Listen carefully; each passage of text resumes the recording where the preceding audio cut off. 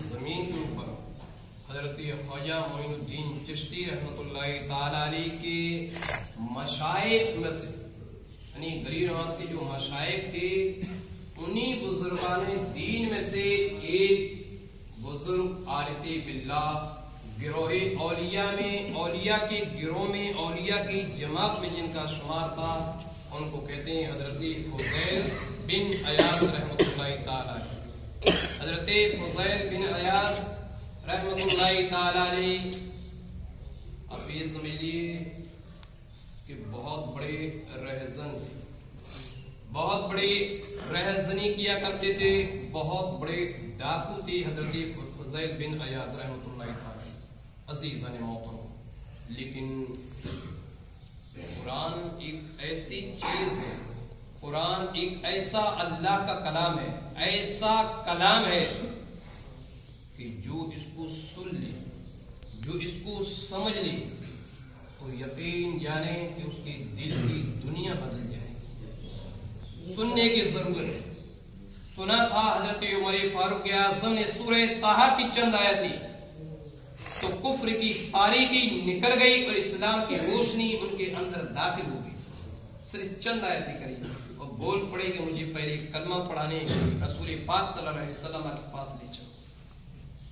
ایک عمر فاروق اعظم کی تاریخ نہیں ہے، بلکہ کئی لوگوں کا اتہاس رہا ہے کہ جیسے ہی قرآن کی آیتیں سنی ہیں، جیسے ہی قرآن کی تلاوت سنی ہے، اپنا برے راستے سے ہمیشہ ہمیشہ کے لیے تائب ہو کر، ہمیشہ ہمیشہ کے لیے توبہ کر کر رب کے دین کی طرف مائل ہوتا ہوا چلا جاتا۔ انہی میں سے ایک حضرت فضیل بن عیاض تھے، بہت بڑے ڈاکو تھے، رہزنی کیا کرتے تھے۔ حضرت فضیل بن عیاض رحمۃ اللہ تعالی علیہ ایک دن جنگل میں نکل پڑے اپنے ساتھیوں کے ساتھ، اپنے ساتھیوں کے سردار تھے حضرت فضیل، اور جب دیکھا کہ ایک قافلہ ٹھہرا ہوا ہے جنگل کے اندر، حضرت فضیل جاتے ہیں تو اس کو سننے کے لیے نہیں بلکہ رہزنی ڈاکہ ڈالنے کے لیے اس قافلے پہ جاتے ہیں۔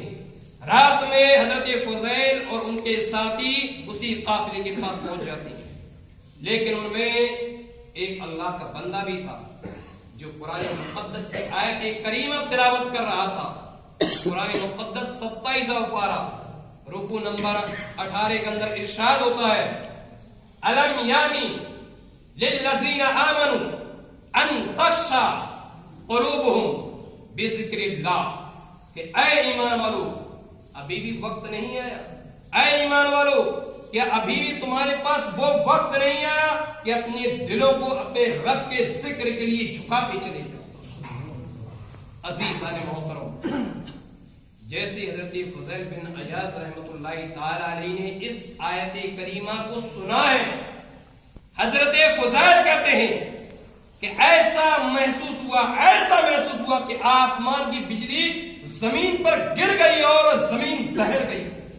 اس طریقے سے میرے دل پہ آیت کریمہ کا اثر۔ عزیزان محترم، اپنے ساتھیوں سے کہا کہ اب میں اپنے رب سے توبہ کرنے جا رہا ہوں۔ حضرت فضیل نے توبہ کری اللہ کی بارگاہ میں، اور جب توبہ کری ہے تو اپنے ساتھیوں سے کہا اب تمہارا راستہ الگ ہے، میرا راستہ الگ ہے، میں اب جیوں گا تو اللہ کے دین کے لیے، اب فضیل کی جو زندگی گزرے گی وہ رب کی رضا کے لیے۔ تب ان کے ساتھیوں نے کہا تھا کہ اے فضیل، جس طریقے سے تم ہمارے ڈاکہ میں، رہزنی میں جس طریقے سے تم ہمارے سردار تھے، تو آج توبہ کرنے میں بھی آپ ہمارے سردار رہو گے، اور صرف آپ توبہ نہیں کرو گے بلکہ آپ کے ساتھ ہم تمام توبہ کرتے ہیں کہ آج کے بعد ہم کوئی بھی ڈاکہ زنی ہرگز نہیں کریں گے۔ عزیزان محترم، تمام کے تمام لوگوں نے کلمہ پڑھا۔ عزیزان محترم، یہاں سے ہم نے کیا سیکھا؟ یہاں سے ہم نے یہ سیکھا کہ اللہ کے کلام میں کتنی چاشنی ہوتی ہے، رب کے کلام کا کیا معجزہ ہوتا ہے، ایک بار سن لے تو دل کی دنیا تبدیل ہو جائے۔ عزیزان محترم، تب حضرت فضیل نے کہا اپنے ساتھیوں سے کہ توبہ تو کر لی، اب میرا اپنا دل یہ کر رہا ہے کہ جس قافلے کو ہم نے لوٹا ہے ہم ان سے معافی مانگیں۔ عزیزان محترم، تو پھر ایک وقت وہ ہوتا ہے کہ چل دیتے ہیں معافی مانگنے کے لیے، اور قریب میں ہی ماضی قریب میں ہی ایک یہودی کا قافلہ لوٹا تھا. یہودی سے کہا بولے چلو معافی مانگنے. یہودی کے گھر جیسے جاتے ہیں تو یہودی گھبرا گیا کہ فضیل ڈاکو آ گیا, آج پھر یہ ڈاکہ سری کرنے کے لیے آ گیا, آج یہ پھر ڈکیتی کرنے کے لیے آ گیا. حضرت فضیل نے کہا, وہ ڈرنے لگا, کہا تمہیں ڈرنے کی ضرورت نہیں ہے, تمہیں گھبرانے کی ضرورت نہیں ہے. آج فضیل تمہیں لوٹنے کے لیے نہیں آیا ہے, بلکہ آج تو فضیل اللہ کے راستے کے لیے خود لٹا ہوا نظر آ رہا ہے. آنسو حضرت فضیل کی گرتی جا رہی تھی. توبہ, ایسا احساس ہو رہا تھا کہ حضرت فضیل کے ایک ایک قدم بڑھ رہا ہے اور رب سے معافی چاہ رہے ہیں. کہا آج فضیل تم سے معافی مانگنے کے لیے آیا. تمہاری جو ڈاکہ سری میں نے کی تھی, تمہارا جو قافلہ میں نے لوٹا تھا, تمہارا جو قافلہ میں نے لوٹا تھا, جو سامان لوٹا تھا, آج اس کی معافی مانگنے کے لیے میں آیا. انہوں نے کہا کہ اے فضیل, وہ یہودی جو تھا وہ توریت کا بہت بڑا جانکار تھا, توریت کا بہت بڑا جانکار تھا. اسے معلوم تھا کہ اگر کوئی مسلمان اگر سچے دل سے توبہ کر لے, اگر مٹی کو بھی ہاتھ لگا دے تو وہ بھی سونا بن جائے. تاریخ یہ کہتی ہے. انہوں نے کہا یہودی نے کہ اے فضیل, ہم تو یہ چاہتے تھے ہم تم سے بدلہ لیں گے, لیکن جب تم معافی مانگنے کے لیے آئے ہو ہم نے تمہیں معاف کر دیا. لیکن اے فضیل, جو سونے کی اینٹیں تم نے ہماری لوٹی تھی انہیں واپس کر دو, ہم تمہیں معاف کر دیں گے. کہا اینٹیں تو میرے پاس ہے نہیں, اینٹیں ختم ہو چکی ہیں, اب وہ کچھ سامان میرے پاس ہے, معافی دے دو.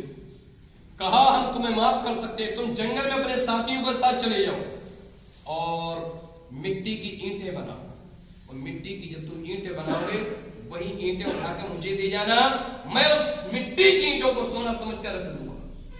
تاریخ یہ کہتی ہے حضرت فضیل جاتے ہیں اپنے ساتھیوں کے ساتھ جنگل میں, پانی ڈالتے, مٹی گھومتے, اینٹ بناتے, اور جب اینٹ سوکھ جاتی تو ایک بوری بھر کے اسی یہودی کو دے دیتے. اور جب دیتے ہیں, جب یہودی نے دیکھا اللہ اکبر, تو اب وہ مٹی کی نہیں بلکہ وہ سونے میں تبدیل ہو جاتی. اب وہ سونے میں تبدیل ہو گئی. یہودی دیکھ کر حیرت میں پڑھنے کے بعد پھر حضرت فضیل سے کہا اب ان اینٹوں کو دیکھو. جیسے اینٹوں کو دیکھا ہے تمام حضرت فضیل نے ان کے تمام ساتھیوں کو دیکھ کر حیرت میں پڑھا, یہ تو سونے میں تبدیل ہو گئی. عزیزان محترم, پھر اس کا دوسرا میٹر یہ پیش آیا کہ وہ یہودی بھی کلمہ پڑھ کر مسلمان ہو گیا. عزیزان محترم, تو یقین جانے کہ قرآن کی آیت میں ایک الگ ہی چاشنی, ایک الگ ہی مٹھاس ہے. ضرورت اس بات کی ہے کہ قرآن پڑھیں, ضرورت اس بات کی ہے کہ قرآن پڑھیں. اگر واقعی قرآن پڑھتے ہیں تو اٹھنے کا من نہیں کرے گا. یہ چیز اور ہے کہ کچھ حالات ایسے ہوتے ہیں کہ آدمی چھوڑ دیتا ہے, کچھ کام ہوتا ہے, کچھ وقت ہوتا ہے, تو جتنا پڑھ لے آدمی پڑھ لے, لیکن قرآن پڑھے ضرور, قرآن پڑھے ضرور. عزیزان محترم, اور دوسری چیز ہم نے اس سے یہ بھی جان لی کہ توبہ ایک بہت بڑی چیز ہوتی ہے.